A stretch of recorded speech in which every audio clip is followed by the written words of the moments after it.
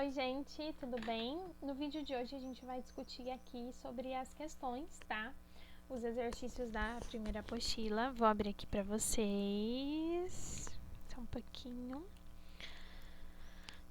Bom, as atividades de história, né, começa com um trechinho da Constituição da República de 1891, né? Então a gente tem alguns pontos principais aqui em relação a essa Constituição, como por exemplo, né, vai ter a substituição de província para estado, a divisão dos poderes entre legislativo, executivo e judiciário.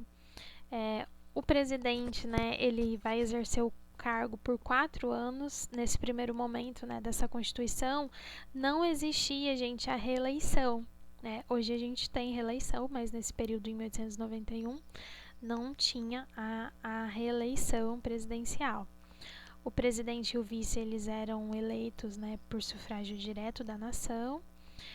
Porém, aqui, né, ainda estavam excluídos do processo de voto as mulheres, a maior parte da população.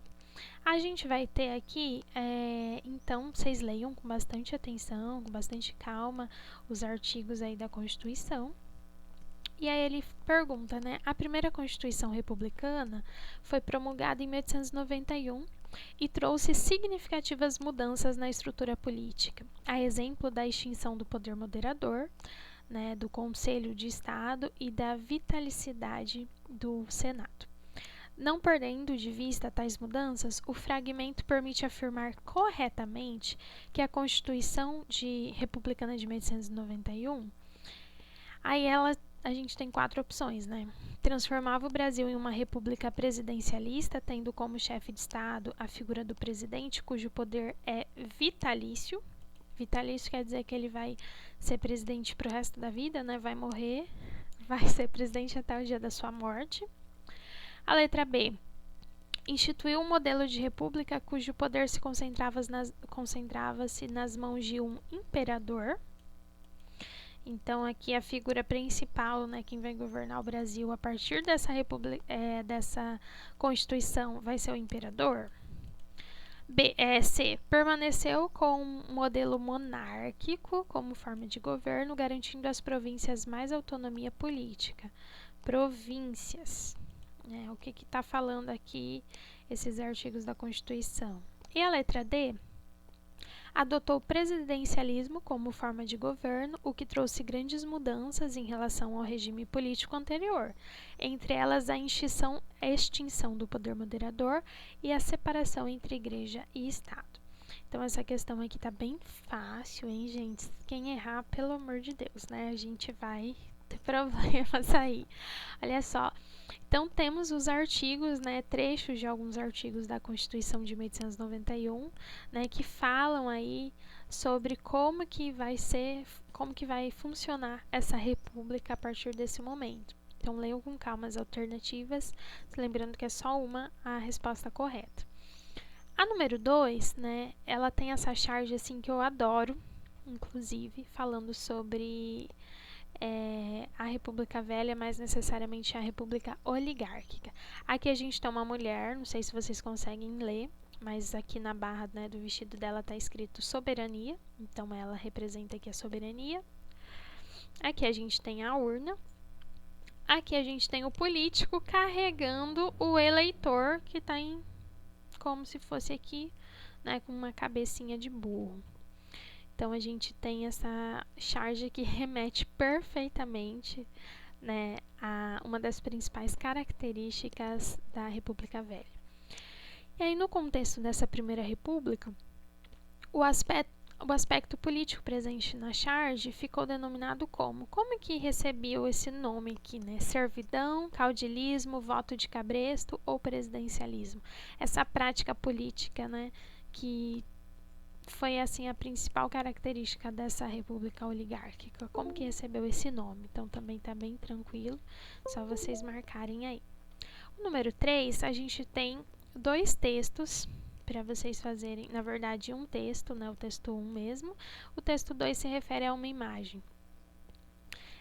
O texto 1 ele está falando agora, né, sobre, leiam com calma, tá, gente? Mas ele tá falando sobre a questão, né, que agora a gente tá aí com mais de 186 mil mortes por conta da Covid-19.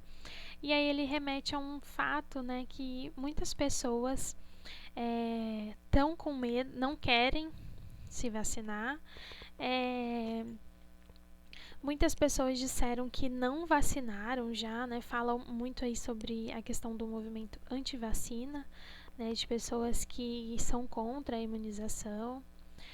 E também, aqui na imagem 2, é de um período, né? Que ocorreu aí sobre a revolta da vacina lá no início do século XX no Rio de Janeiro, por conta, né, da vacinação contra a varíola, mas a gente tem aqui questões, né?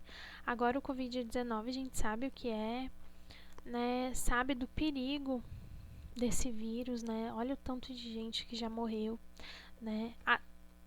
Tanto a nível nacional como a nível mundial. Aqui em Campo Grande mesmo a gente já teve várias percas, né? Lamentável isso.